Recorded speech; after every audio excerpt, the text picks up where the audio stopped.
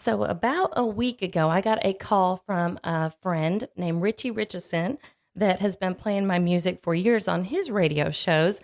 And I got a voicemail from him, and he said, Brenda Lynn, there is a guy from New Jersey that did a review on your song. And I didn't know what he was talking about, but he sent me a link and I clicked on it. And it was amazing. I saw this gentleman doing a review on a song that I wrote and recorded about a year or 2 years ago called My Love for You Is Still Here. And this gentleman from New Jersey has this great YouTube channel, and he's doing this really nice review, very kind words, very sweet words. And I immediately had to get a hold of him. There was just so much behind that as far as the timing of the song, the timing of when this gentleman did the review. And I've got Don Snedeker of RockN2Country on the line with me now. How you doing? Good, Brenda Lynn. How are you? I'm good, good. I don't think I gave that story enough backstory, but we'll get into that a little bit here. First of all, I hope you're having a great day, and I hope you're staying warm up there in New Jersey. Yeah, it's been a mild winter, so we're all good. You get used to it up here anyhow, so I don't know. I don't complain about weather. There's Yeah. no point. No, it's always changing. That's right. And that's a good thing. Oh, it's bright and sunny here in Columbia, Tennessee today. And so I'm appreciating that a whole lot. But I really appreciate you taking the time to talk with me today because you've got a great YouTube channel. And I'm so glad we connected. We've known each other an entire week and a few days now. Yeah, well, go, I don't want to interrupt. You lead the way. I'm usually doing all the talking on my channel. I'll follow your lead. You go ahead. Well, I want to hear from you. Sometimes I can overtalk a little bit. I like to visit with people too. But tell me about, well, first of all, let's give a little history on your channel and what you do. Rock into Country. Yeah, it was just sort of almost a double entendre because I started out as a rock guy for the first, X number of decades of my life. And then I started getting into a little bit of country, and the first song that really like moved me was a song by Billy Dean called "You Don't Count the Cost." And I'm not even why this radio station up here in New York, which is a rock station out of New York, they've changed their format since, but it was the biggest one up here. And it's like a Sunday, and I'm driving, and I just happen to flip stations, and I hear this absolutely gorgeous ballad. And I'm like, who is this? What is that? And he said, it's Billy Dean's You Don't Count the Cost. And so I went out and bought the CD because that's how you bought them, 20 years ago. Mm-hmm. And then I said, let me pick up this girl's CD here. It was Sherry Austin, an Australian artist. Yes. Right? And then I bought Merle's greatest hits and Alan Jackson's greatest hits. Huh. And I was like, God, this speaks to my soul in a whole different way. But at that point, I didn't really want to.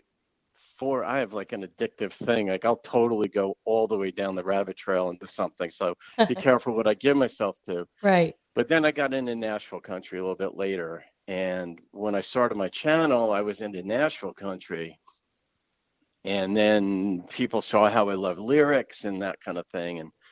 And they started suggesting, like Johnny Horton, artists that I'd never heard of growing up because I was into Zeppelin and Skinner. Mm-hmm. But once I heard the way the stories were being told and how the instrumentation supported the lyricism and the way it merged together, I was a goner, absolute, just total goner once I started getting deeper into traditional country. And so that's sort of the long and the short of it. I went from being a rock guy into country. Oh, That's the impetus of the name. Rock into Country. I love that. I love that. You can tell you really enjoy what you do. You have several videos on your channel. You've built your channel up. You've got over 26,000 followers on your YouTube channel, and you can just feel that passion. You have an entire video devoted to your story, which we heard a little bit of just now, a video that I found so captivating because you could just feel your passion for this kind of music and how you got into it and how it kind of surprised you that you got into traditional country music. It did, but we all sort of I think we follow a similar trajectory in life in what like the human psyche is kind of similar among us in many ways, where as you get older, you've heard every song that you've loved from a child. You've heard it 10,000 times. Mm-hmm. And you want something new. And when something feeds your soul the way traditional does, there's really no turning back. I mean, like, I try getting into other songs, but I'm like, I just find myself dialing back to the traditional country. That's what I want to hear. And yeah, so I mean that's just real and genuine. I'm just so happily surprised Yeah, yeah. that, it found me and I found it. Yeah, and you've just seemed to have thrived with it, and I'm sure you've met so many artists while doing this channel. How long have you had the channel up? About 5 years. Yeah, I Okay, think we're going on 5 years next month. very good. Now, how did you find me and my song? You know, we spoke about this. I'm still wondering that because when you click onto YouTube, it makes its recommendations based on your interests and its algorithms, and that isn't how this happened at all. And I just started following some kind of trail on YouTube, and somehow I wound up on this pretty blonde girl in the studio's image that happened to be you. Thank And you. I'm like, yeah, of course. And sometimes it doesn't take much, but I'm like, let me see what this is. And so I click on it and I hear maybe 5 seconds of the song, and I'm like, well, that's definitely got the traditional feel to it. I'm going to take a flyer on the channel because I like to mix the Merles, the Hank Juniors and Seniors, the Patsy Clines, like the really well-known artists with indies, Hmm. independent artists. Right. And so I'm like, let's just see how this goes. And I was blown away by you, your presentation, your voice, your just how your soul was into the lyrics. And you could tell when somebody really believes what they're singing or is feeling it. Jen, you can almost always tell. Yeah. Thank And you you. can almost, yeah, and you could almost always tell too when the person singing it is the person who also wrote it, because there's just an investment of heart and soul and mind, like the whole person is into it. And you were that. And I just, the way you expressed yourself in the song, I'm like, my God, one, there's so much talent out there that isn't heard. Uh, but I was just so taken aback, and I'm like, oh my God. And I do these true reactions, so I don't know what to expect. Hmm. And I didn't know what to expect, but then you get in touch with me later that night and shared with me the story of the song, and I'm like, oh God, I was on the right track. This song meant so much to you. Yeah. Uh, so, Oh. um, Well, yeah, and thank you. And I did tell you the story off air when we spoke. And for those of you tuning in, that song was written a couple years ago at the request of my uncle. He asked me if I would write a song for after he went to heaven one day. He said, "Please write a song later for." He wanted to write it for my Aunt Sharon. Because he wanted her to feel his appreciation. I know you commented on the one line, even when I didn't show it. That's kind of where that came from. But so I wrote that song, and I feel like he wrote that song. I just listened. Basically, I got real still one day after he passed away a couple days later, and that song just came to me at the right time. But he passed on April 13th a couple years ago. 2 years later, my mother went to heaven on April 13th. So the song took on an entire new meaning. And the day that you brought that song back around to me, a year after I recorded it, I'm driving down the road a little over a week ago, and I click on the YouTube video to listen to this review that Richie brought to my attention. And I had to pull over at the local Waffle House and cry my eyes out. But it was happy tears because it was like my mom was so in that, the spirit, it was in so much love. So your timing on that meant a whole lot to me. So, I mean, like you say, you're not sure how that rabbit trail went, but I think there are things we cannot see and understand, but we can feel them, just kind of like what the song says. But so that's a little backstory there. yeah, and I know that you share that with me too, and it's humbling. It just is whenever you're part of someone else's story, without knowing, like unknowingly part of someone else's story, it's truly humbling. Yeah. And it was that.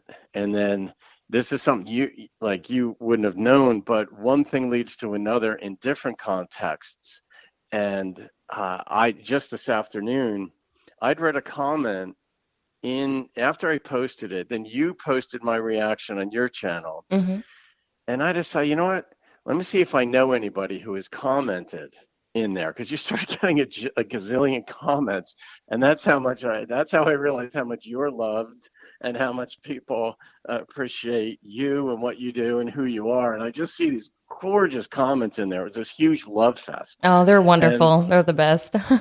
Yeah. well, one comment in particular stood out, and it was Alan Mark Russell's comments. Hmm. And he just said something like, "Oh, like beautiful song or great review or something. You deserve it." Speaking of you, of course.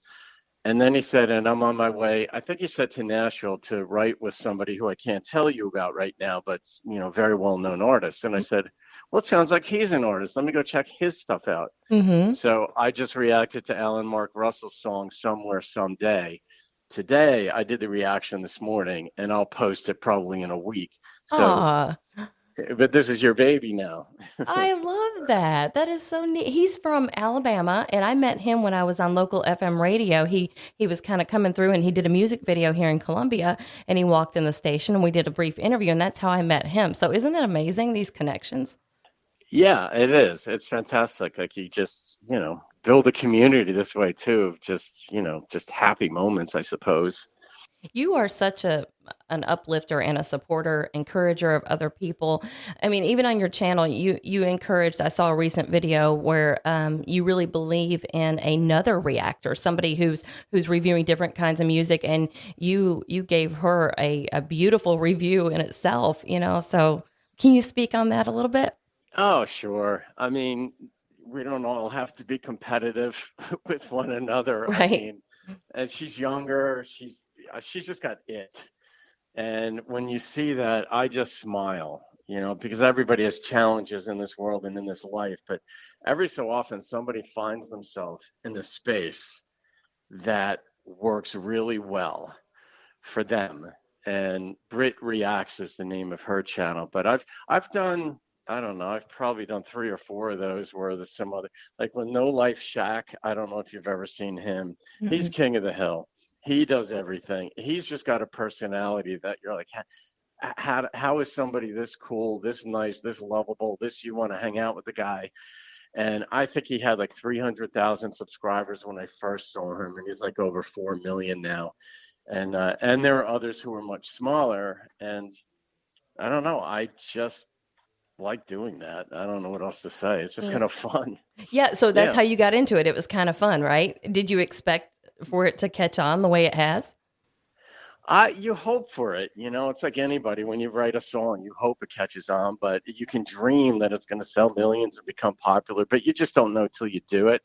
And I actually started the channel because I was taking care of my mother down in Florida because she gotten sick and I didn't want her passing away in a nursing home. So I went down and took care of her. But there was a lot of downtime. Hmm. And, I took care of her in her home. And there seriously was a lot of downtime. And so I like to write and do all these other things. But I go on YouTube and I see these 2 younger guys doing a reaction to a Black Sabbath song called War Pigs. Hmm. And it's a song that I'd grown up with. It was heavy metal. And I'm like, these young kids are listening to that. And so I wanted to see what is this about? And that was my introduction to reaction videos. And then I started watching more and more, and I realized there were a lot of reactors out there. I'm like, well, I'm bored. Why don't I start a reaction channel? And I said, well, I'll do it. And I started with Nashville country. And then eventually when people saw how much I loved the lyricism, like Miranda Lambert is still arguably my favorite artist Yeah, she's because great. I just almost every song of hers transports me somewhere else. Hmm. And like Love Your Memory, the little vibrato she's got in her voice in that song, along with the lyrics, just takes me somewhere else. And Alan Jackson, of course, and artists like that, like Easton Corbin, even like lesser known but really good guys, Billy Currington. Anyway, I was doing them, but the people on the channel saw how much I really liked the lyrics and the meaning and the heart. And so they started suggesting Hank Sr. and even going way back to Johnny Horton. But sometimes they'd see how I found things to be funny, and they'd be like, Don, you've got to do Amos Moses by Jerry Reed.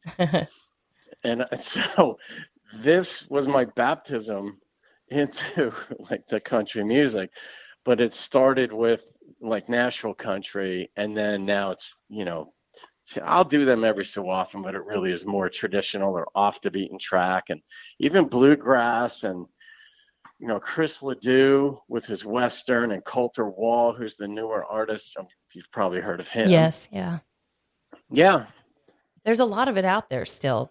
Some people will still say, well, there's no traditional country music, but there's so much of it. I mean, I'm scrolling through your channel right now. It's pretty versatile in the traditional country. Like you said, I'm seeing Johnny Rodriguez here, David Allen Coe, Hank Williams Sr., and then a lot of newer artists like Coulter Wall and Emmylou Harris, who she's been across the board and on genres, but it really falls under that umbrella of traditional country music. And you seem to equally throw in some Texas swing with your bluegrass, and I like that. I do. I do. Folks request it, and then like I ask questions, and I don't purposely try to play the fool, but I don't mind playing the ignorant one, because if I don't know something, I don't know it. And so I ask questions to the people on the channel, like, how would you categorize this song? Would you call this red dirt? Would you, because sometimes there's like a grunge element to some of the artists who are, say out of Oklahoma or Texas, Mm-hmm. and they're on the Texas scene versus say the Nashville scene. And so they'll tell me, well, yeah, you would do a two-step to this, but it's this kind of country. And I'm like, all right, duly noted. I'll try to, continue my learning excursion here. And so if there's another song that comes up later that's like that, I'll know what to call it.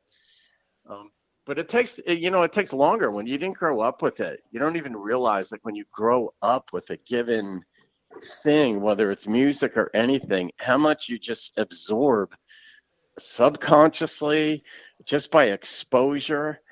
And when you learn when you're older, it's almost a more formal process. Mm-hmm. And it can even be frustrating at first, because I really like to learn quickly, and just some things take longer. And but now it's like I realize I do have a fairly good library of knowledge. But the folks on the channel, I mean, I've made so many friends, like down in Texas, so many good folks in Canada, Mm-hmm. for instance, and they know their stuff. You could just tell, like anytime they comment, just the nuances, and their grandparents listened to this song. And I remember this was I love these stories. Like somebody will comment like, oh my gosh, I remember when I was 7 years old and my father would play this on in the living room and we would dance. And you hear these vignettes of people's lives and you're like, oh my God, is that beautiful? I love that. Isn't it amazing to connect with people like that from all over, just doing what you enjoy doing? It's just great. Yeah, it's unexpected, like, I mean, going back to your question, like, did you expect it? No. And that's part of the fun. Like, you sort of expect something good. That's why you do anything. It's a measure of hope that something good is going to come from something you do Mm-hmm. for yourself and for others, of course, equally, but you don't know how it's going to manifest. Right.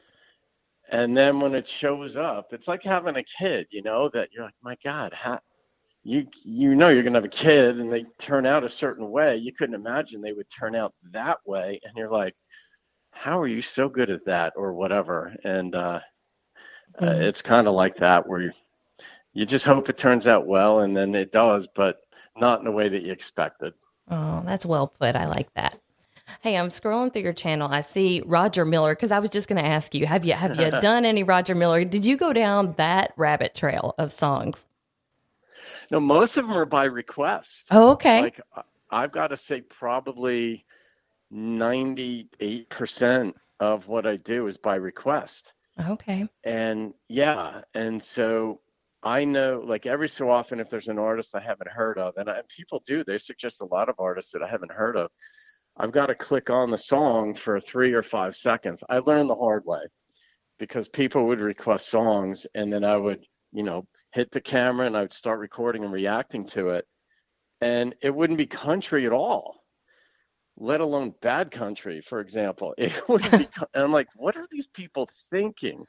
And so I learned that I've got to listen to, just a few seconds of a song, because I really don't want to be spoiled. I want like virginal ears going into it. I don't want to know anything about the song before I go into it. I really want to react and be challenged by the story being told. Yeah. And so with like Roger Miller, like King of the Road or what have you, of course everybody's heard that song, but we don't necessarily listen to songs real carefully.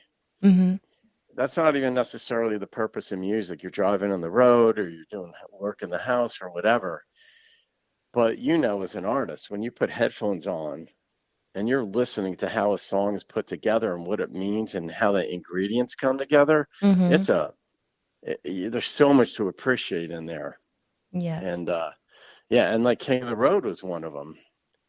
Yeah. Yeah, he's got so many great songs. I mean, you so many great songs. And yeah, King of the Road, you can hear it over and over again, but until you really listen to it, you're like, "Hey, that's genius," you know? Yeah, or like Roy Rogers, Tumbling Tumbleweeds. Mhm.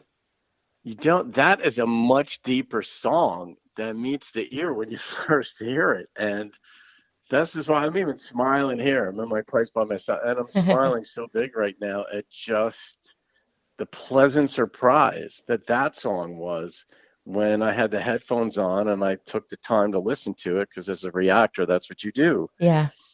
And if you're going to have any comments to make about a song, which is kind of like your self-imposed job, then you got to listen, and you hear things that you never would have heard before. And you realize there's a reason why that song is still like in the public psyche today and it's on commercials, because it was really, really good. Yeah. And it was simple, but as I say on the channel about a lot of songs, simplicity is extremely difficult. I like the way you put that. Simplicity is extremely difficult. I like that. Go ahead and elaborate on that. Yeah, it's easy to add ingredients to a cake, but can you, or if you're writing an article, to say things in fewer words, but have it uh, say the same thing or have it with the same punch. And, refraining, that was one thing I noticed, for example, if you don't mind me using you as an example, when I listened to how you presented your artistry in the song that brought you and me together, was you were very patient. There were pauses that just showed an artistry and a professionalism, and it's restraint that shows professionalism. It isn't aggression.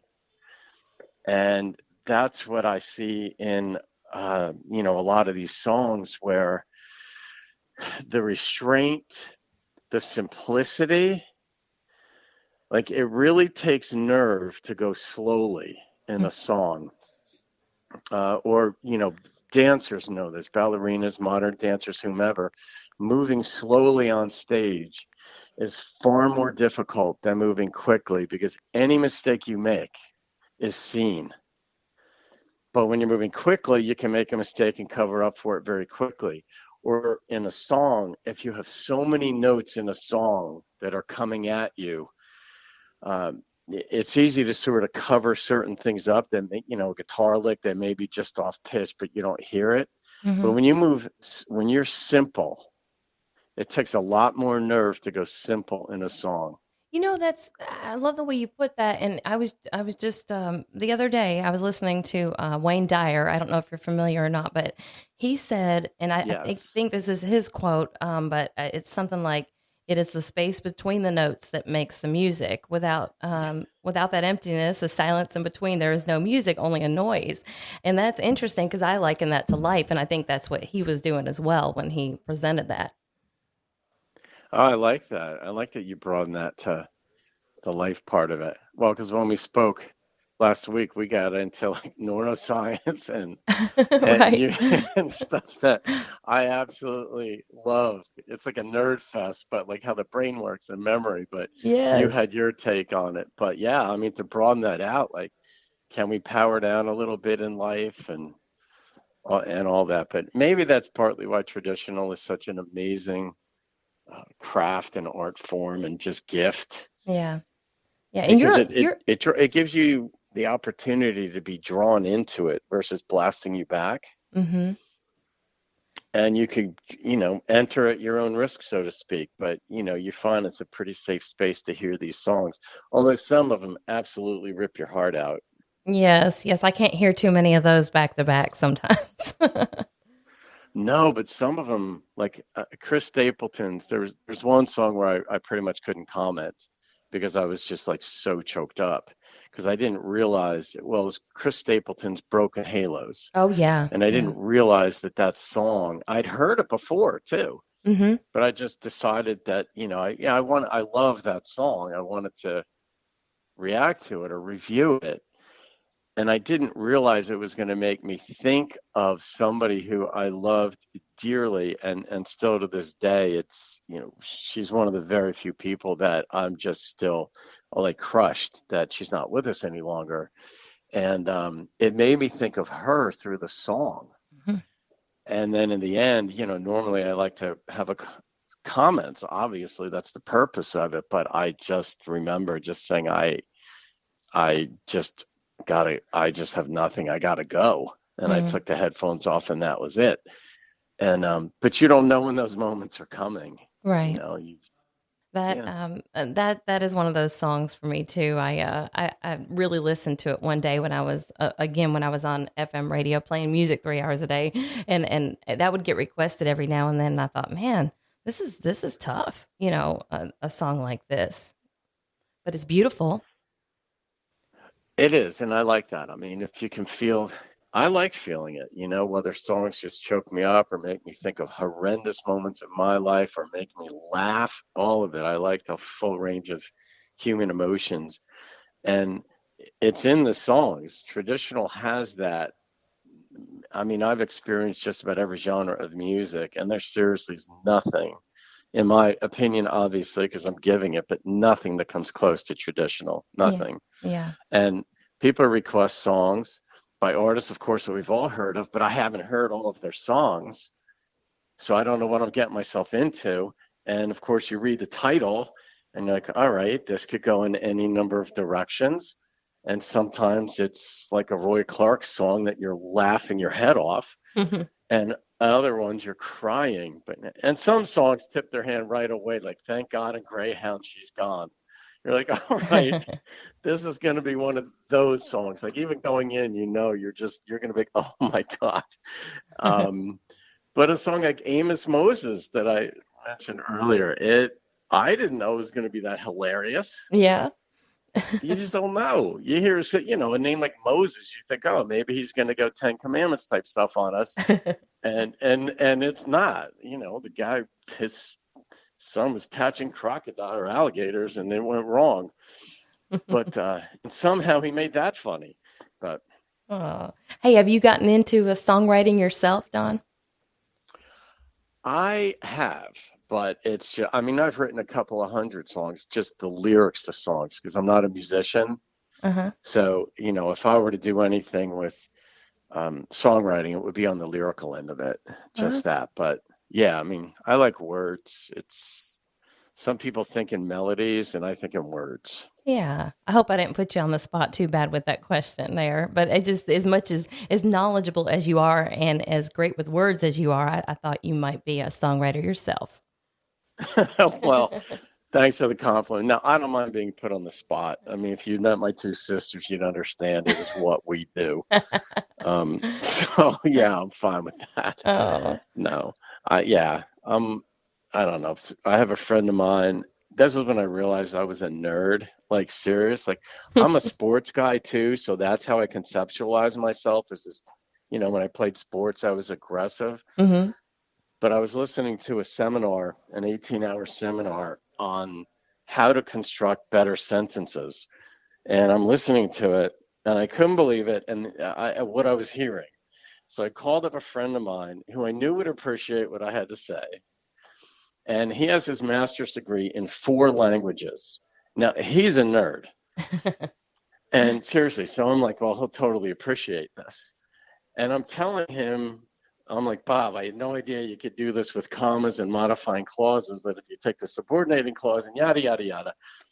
And he just, after about a minute of me, like, seriously, like, getting off on this, he's like, Donald, you are such a nerd. And I'm like, this is not true. I'm not a nerd. I'm a sports guy. But I realized what I had just gotten excited about, Uh-huh. and I realized I had no defense. I'm like, oh my God, it's true. And so that partly explains my love of words. But I suppose if I could play an instrument the way you could, or sing like you could, maybe it would be different. But I love the lyrical end of it. Oh, that's awesome. I'd love to hear your lyrics sometime, Don. Well, I'm sure we'll have more conversations, and maybe I'll pretty some up and send them to you. Oh, that would be great.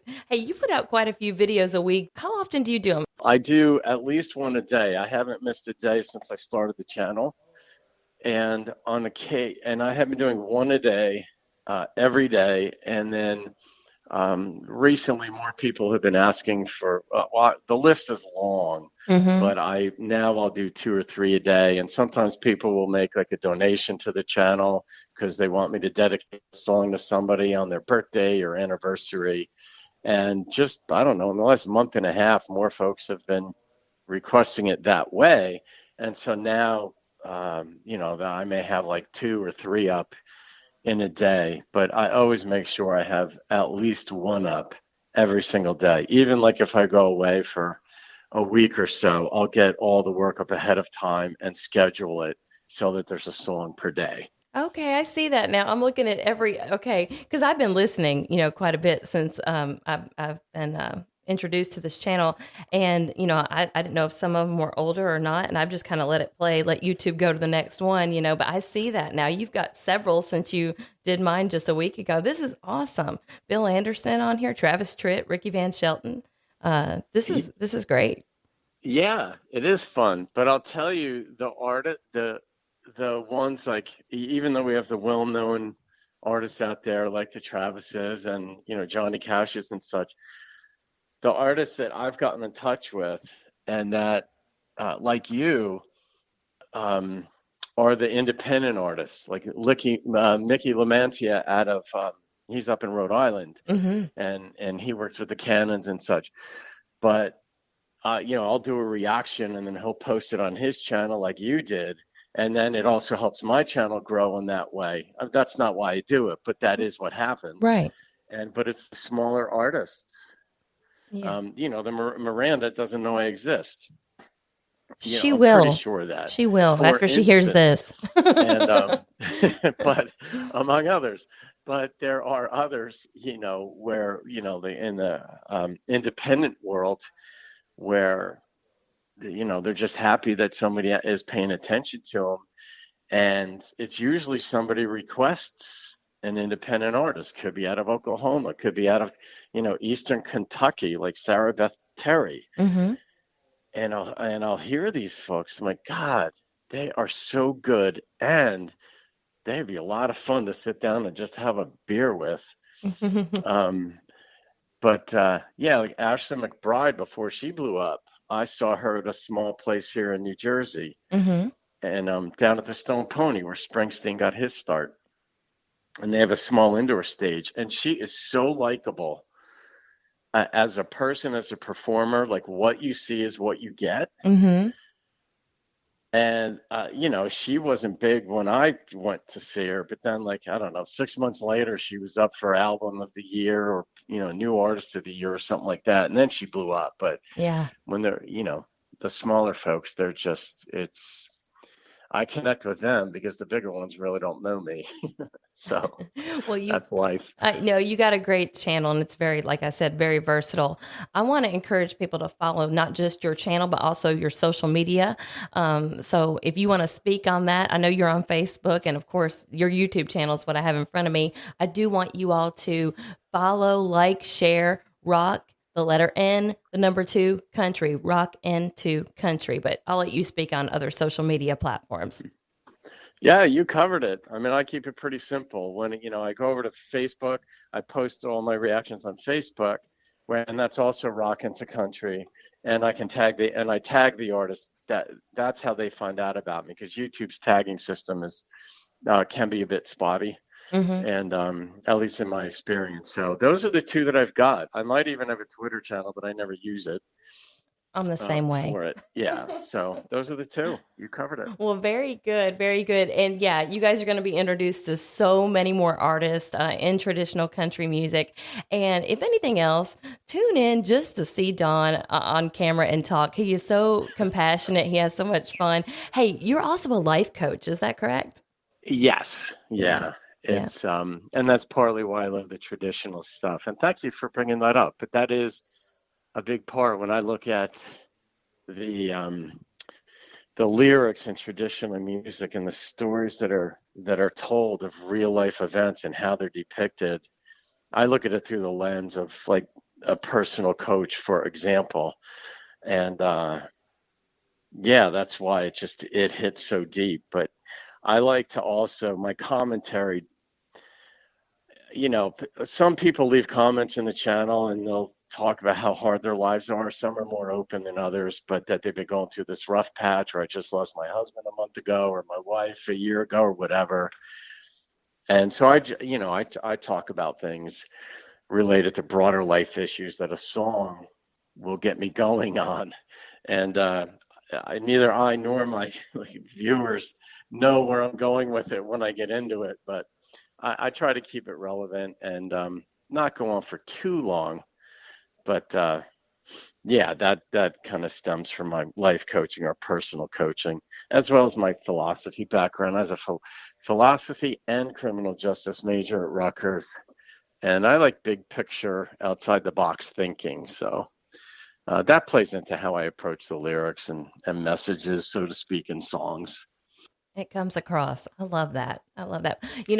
I could talk to you all day long because you just brought up philosophy and criminal. We could talk another whole hour, about these other Call me things. back sometime. I I'm know here. it. Hey, honestly, I would love, to have you back on again sometime and touch base and keep spreading the word about Rock Into Country because you do. You got a jewel there on YouTube. And I encourage all of you out there hearing this to go check it out right now and check out those artists. Give them a like, follow, and share these videos on social media as well.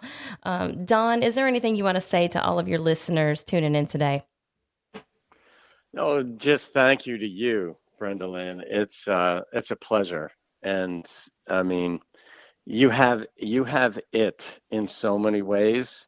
And like I told you, you can make it up here in New York and New Jersey. Oh, And wherever you live, wherever you work, I'm honored, I'm humbled. I just still remember I have in my mind's eye what I saw in you, in your video, and what I heard, and was absolutely astounded. But, you know, for me, this is just fun. It's seriously fun. But if it helps people along the way and what I talk about, then that makes me very happy. It just does. It's just life's hard, and this hopefully makes it a bit better. oh, you definitely make things better. Don Snedeker of New Jersey, Rock Into Country. Thank you so much, my new New Jersey friend. You're welcome. If you make your way up here, you're welcome. You're welcome to stay here. I know your husband, you're going to travel. You're welcome here. So, Well, thank you. I would love to go back to that area. I've only been to New Jersey and New York one time in my life, and I've never forgotten it. I did get to play a little club up there. If I ever, you might have been Pennsylvania on the border there, the Lighthouse Lounge, I think. It just came to me what the name of that place was, but I loved going up there with my friends, musician friends, and I've always said I wanted to go back again and visit. I still love my Tennessee, but I would love to go visit and do some music up there someday. well, we'd love to have you. Absolutely. So, and you do just fine up here. There's so many country music fans up here. There's just another secret that people don't know, that there are so many country music fans up here. It's unbelievable. Oh, hey, well, real quick before I let you go, I have to speak on that because when I went up there, and all right, so we're at this club called the Lighthouse Lounge, if I remember right. I think it's right. And this metal band got off the stage. We were going on next, okay? And I was started to freak out. I'm like, okay, they just heard like some really heavy metal. Am I really going to get up there and sing, this kind of music now? Because the energy was high in there. We got up there and sang Rocky Top of all things, okay? The place went crazy. Yep. They loved it. So that was Of that was course. fun. It Of was so course. fun. Everybody knows it. Everybody loves it. It's like it's like, Take Me Home Country Roads or Sweet Caroline. I mean, it doesn't matter how tough you are. You love those songs. It was neat. It was neat. I love it. Well, thank you so much. Again, I could talk to you all day. I always run over because I don't know time, in my life. But thank you so much, Don, for visiting with You're me welcome, today, Brenda Lynn. Thanks for sharing your thinking story. about me. Thank you. Have a great day. Okay, you too. Bye-bye. Bye.